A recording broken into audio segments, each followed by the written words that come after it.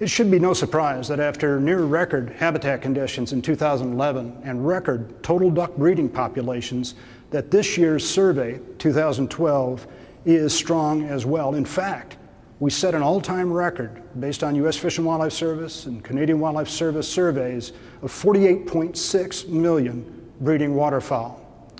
Species like mallards, total ducks, blue-winged teal, shovelers were at or near all-time records. And in fact, with the exception of widgeon, pintails, and scaup, all species were above significantly their long-term average.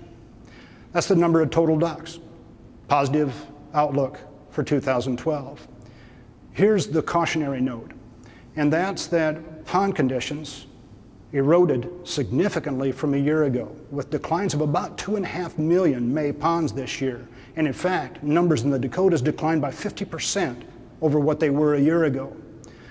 What this points to then is concerns about whether or not that strong showing by breeding ducks will be translated into a record fall flight. I'm confident that we'll have fair numbers of birds going into the fall flight. Here's what I'm not as confident in, and that's whether or not the habitat conditions that we've enjoyed the last several years will carry over into 2013. Whether or not the significant drought of the growing season that we're seeing in the Mid-South, the South, and other parts of the country will be translated into some pretty mediocre habitat conditions for birds in migration and on wintering grounds. I'm also concerned in the long term about the impact of permanent losses of wetlands in key breeding areas for ducks, both on the US and Canadian side. So my bottom line, as a waterfowl hunter, I'm optimistic. I'm always optimistic as a waterfowl hunter.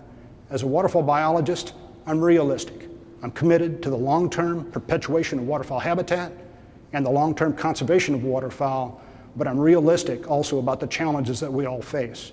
Please join me in 2012 and beyond, making sure that Ducks Unlimited and waterfowl conservation in general are perpetuated in a way that we hope our grandchildren are able to enjoy.